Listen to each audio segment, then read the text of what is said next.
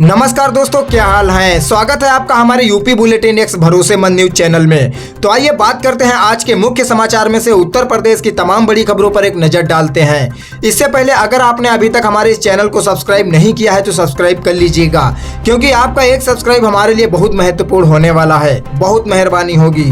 राजधानी लखनऊ के 1090 चौराहे के पास गोमती नदी के किनारे एक युवक का सार्वजनिक स्थान पर पेशाब करते हुए वीडियो सोशल मीडिया पर तेजी से वायरल हो रहा है। वीडियो सामने आने के बाद लोगों में काफी नाराजगी देखने को मिल रही है। लोगों का कहना है कि एक तरफ स्वच्छता अभियान और गोमती नदी की सफाई को लेकर लगातार प्रयास किए जा रहे हैं, वहीं दूसरी तरफ कुछ लोग खुलेआम इस तरह की हरकत कर शहर की छवि खराब कर रहे हैं। सोशल मीडिया पर बड़ी संख्या में लोगों ने वीडियो साझा करते हुए लखनऊ पुलिस और नगर निगम से संबंधित व्यक्ति के खिलाफ सख्त कार्रवाई की मांग की है। फिलहाल पुलिस पूरे मामले की जाँच में जुटी हुई है।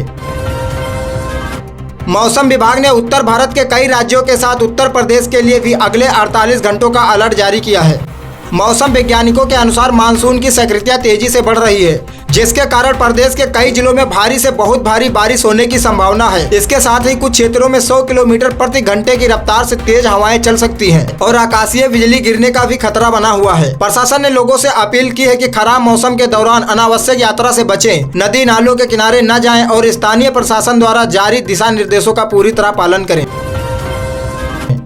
नीट पेपर लीक मामले को लेकर बिहार बंद के दौरान सीवान में हुए प्रदर्शन के बीच AK-47 से हवाई फायरिंग करने वाले जवान अभिषेक पटेल को तत्काल प्रभाव से निलंबित कर दिया गया है। सोशल मीडिया पर वीडियो वायरल होने के बाद पुलिस मुख्यालय ने मामले का संज्ञान लेते हुए विभागीय जांच शुरू कर दी है। जानकारी के अनुसार प्रदर्शन के दौरान हालात काफी तनावपूर्ण हो गए थे और पुलिस व प्रदर्शनकारियों के बीच झड़प, पथराव तथा लाठीचार्ज की स्थिति बन गई थी। इसी दौरान जवान द्वारा हवाई फायरिंग का वीडियो सामने आया, जिसके बाद कार्रवाई करते हुए उसे सस्पेंड कर दिया गया। फिलहाल पूरे मामले की विस्तृत जांच जारी है।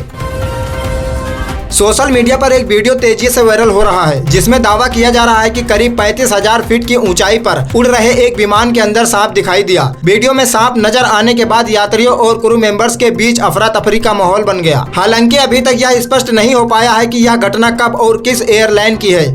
न ही किसी एयरलाइन या संबंधित अधिकारियों की ओर से इसकी आधिकारिक पुष्टि की गई है। ऐसे में वायरल वीडियो की सत्यता और पूरे घटनाक्रम की पुष्टि का इंतजार किया जा रहा है।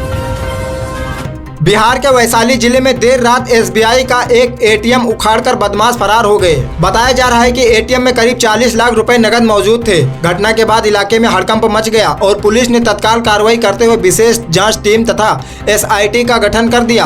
आसपास लगे CCTV कैमरे की फुटेज खंगाली जा रही है और बदमाशों की तलाश तेज कर दी गई है। इस घटना ने एक बार फिर बैंक, सुरक्षा व्यवस्था और पुलिस गश्त पर सवाल खड़े कर दिए हैं। सोशल मीडिया पर एक वीडियो यह दावा करते हुए तेजी से वायरल हो रहा है कि एक प्रेमी जोड़े को एक दूसरे के गले लगाकर जिंदा दफना दिया गया। इस वीडियो को सच्चे प्यार की मिसाल बताकर खूब साझा किया जा रहा है। हालांकि उपलब्ध जानकारी के अनुसार इस दावे की कोई आधिकारिक पुष्टि नहीं हुई है और न ही किसी विश्वसनीय समाचार स्रोत ने इसकी पुष्टि की है। इसलिए इस तरह के वायरल दावों पर भरोसा करने से पहले तथ्यों की जाँच करना बेहद जरूरी है।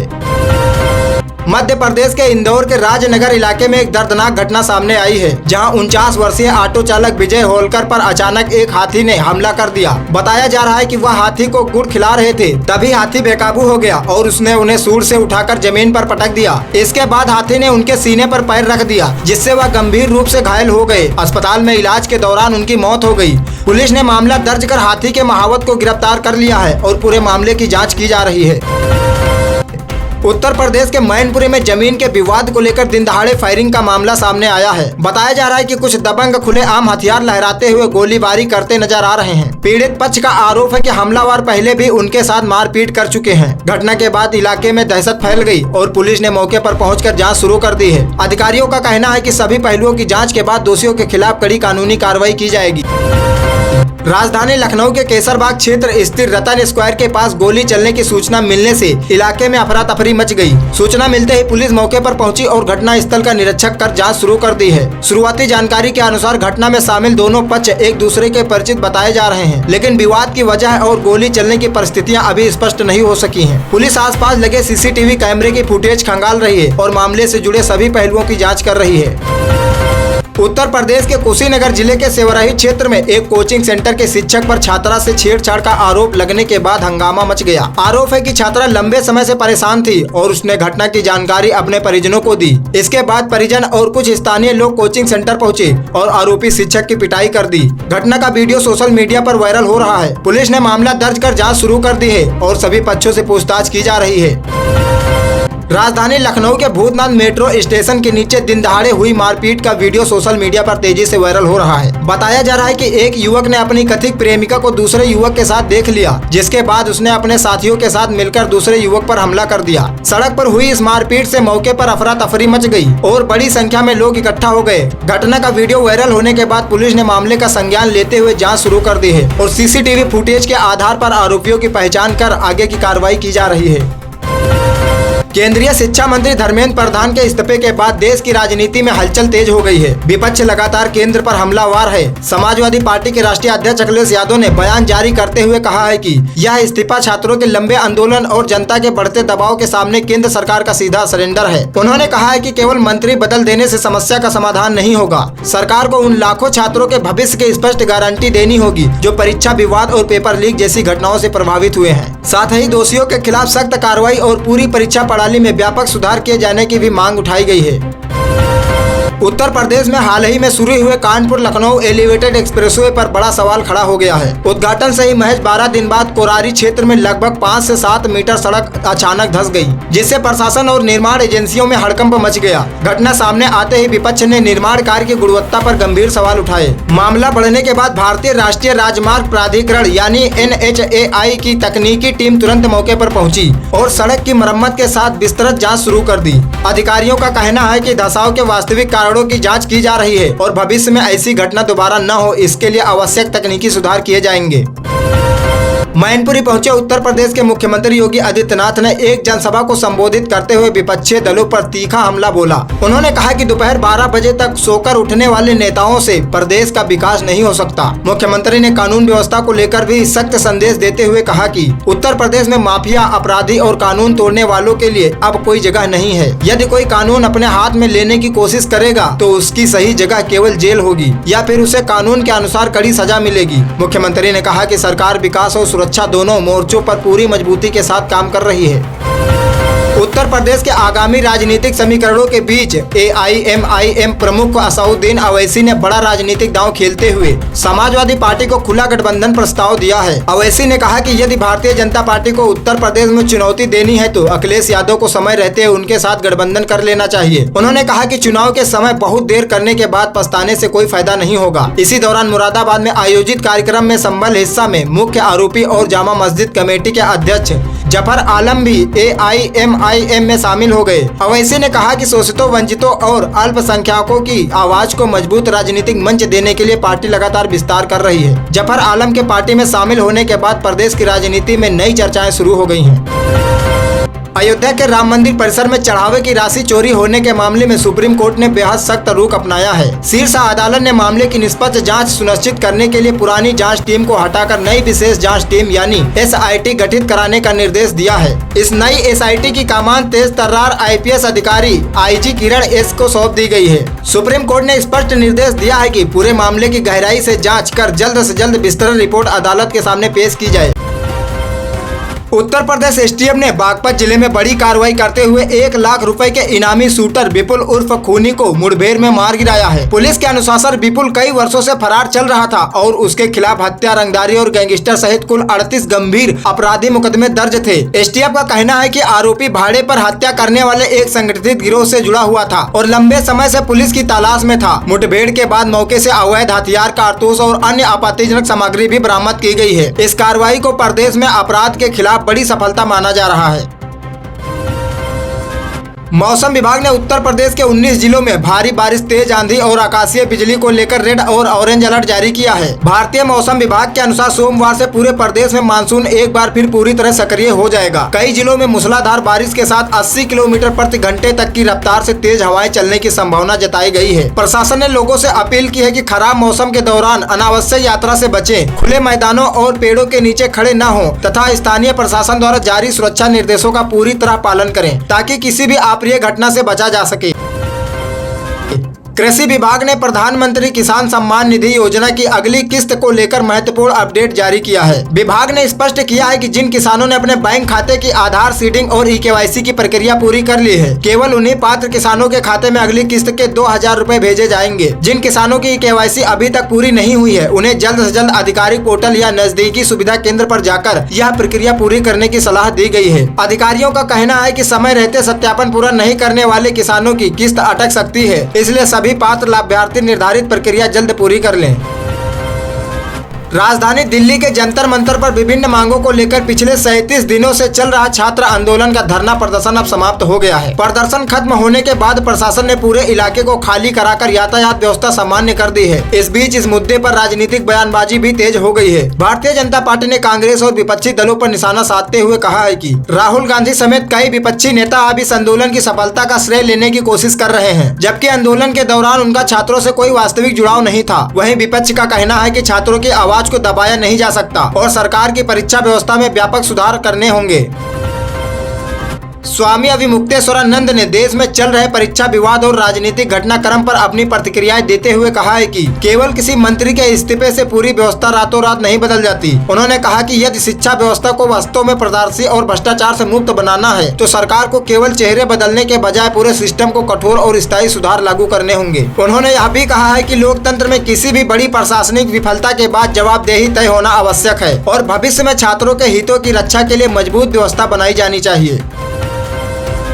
मुख्यमंत्री योगी आदित्यनाथ ने आगरा में राज्य के उच्च शिक्षा विभाग के शिक्षकों और कर्मचारियों के लिए मुख्यमंत्री शिक्षा कैशलेस चिकित्सा योजना का औपचारिक शुभारंभ किया है। इस योजना के अंतर्गत पात्र शिक्षकों को कर्मचारियों को 5 लाख रुपए तक के कैशलेस इलाज की सुविधा मिलेगी। इसके साथ ही सरकार ने दुर्घटना बीमा कवर की राशि भी बढ़ाने का फैसला लिया है। सरकार का कहना है कि इस योजना से प्रदेश के लाखों शिक्षक परिवारों को बड़ी सामाजिक सुरक्षा मिलेगी और गंभीर बीमारी की स्थिति में इलाज का आर्थिक बोझ काफी कम होगा। कर्मचारी संगठनों ने इस फैसले को स्वागत करते हुए इसे ऐतिहासिक कदम बताया है।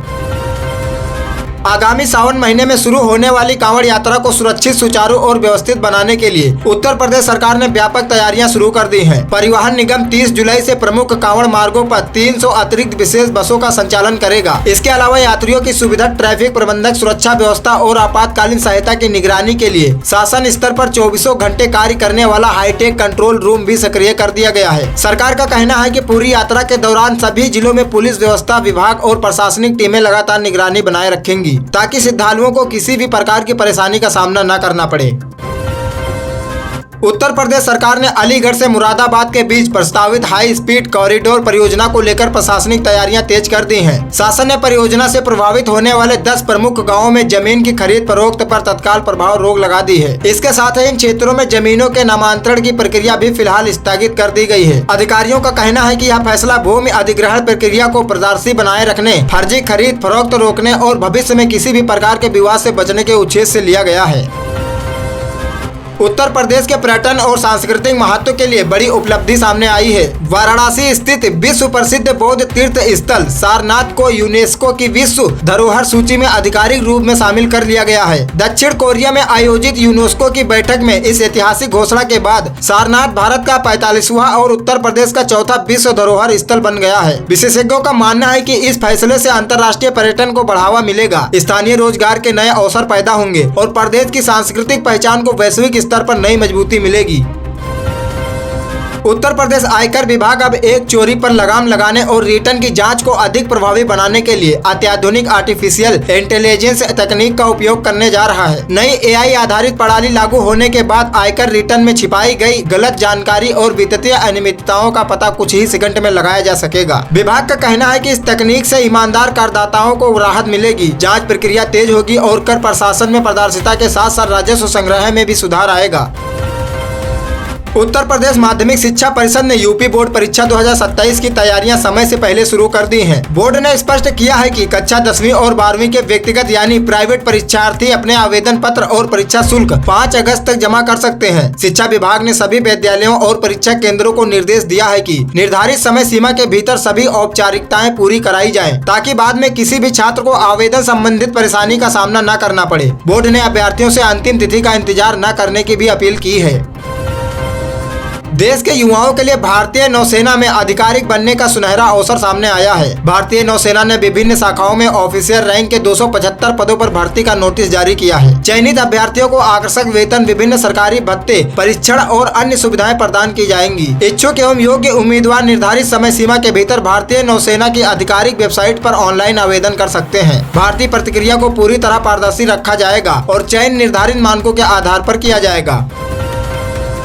प्रयागराज के डीएवी ग्राउंड में रेलवे भर्ती बोर्ड की ग्रुप डी भर्ती के लिए आयोजित शारीरिक दक्षता परीक्षा लगातार जारी है। परीक्षा के दूसरे दिन 600 से अधिक अभ्यर्थियों ने सफलतापूर्वक अपनी शारीरिक क्षमता का प्रदर्शन किया। उम्मीदवारों को 35 किलोग्राम वजन उठाकर निर्धारित दूरी तय करने के साथ 1000 मीटर की दौड़ भी निर्धारित समय में पूरी करनी पड़ी। पूरी प्रक्रिया अधिकारियों की निगरानी में पारदर्शी ढंग से कराई जा रही है। रेलवे भर्ती बोर्ड का कहना है कि सभी योग्य अभ्यर्थियों को निष्पक्ष अवसर प्रदान किया जा रहा है और चयन प्रक्रिया पूरी पारदर्शिता के साथ आगे बढ़ेगी।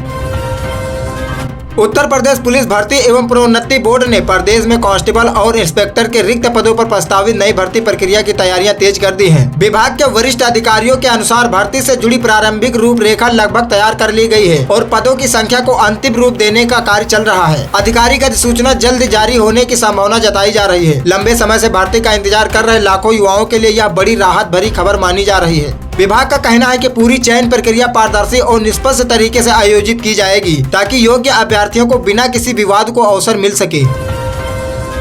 सुप्रीम कोर्ट ने सरकारी भर्तियों से जुड़े एक महत्वपूर्ण मामले से बड़ा फैसला सुनाते हुए स्पष्ट किया है कि किसी भी भर्ती प्रक्रिया के शुरू होने के बाद उसके नियमों में बदलाव नहीं किया जा सकता। उत्तर प्रदेश ITI अनुदेशक भर्ती मामले की सुनवाई के दौरान शीर्ष अदालत ने कहा कि खेल शुरू होने के बाद उसके नियम बदलना संविधान की भावना के विपरीत है और इससे अभ्यर्थियों के अधिकारिक प्रभावित होते हैं। अदालत की इस टिप्पणी को भविष्य की सभी सरकारी भर्तियों के लिए एक महत्वपूर्ण कानूनी मिसाल माना जा रहा है। विशेषज्ञों का मानना है कि इस फैसले से भर्ती प्रक्रियाओं में पारदर्शिता और अभ्यर्थियों का भरोसा मजबूत होगा।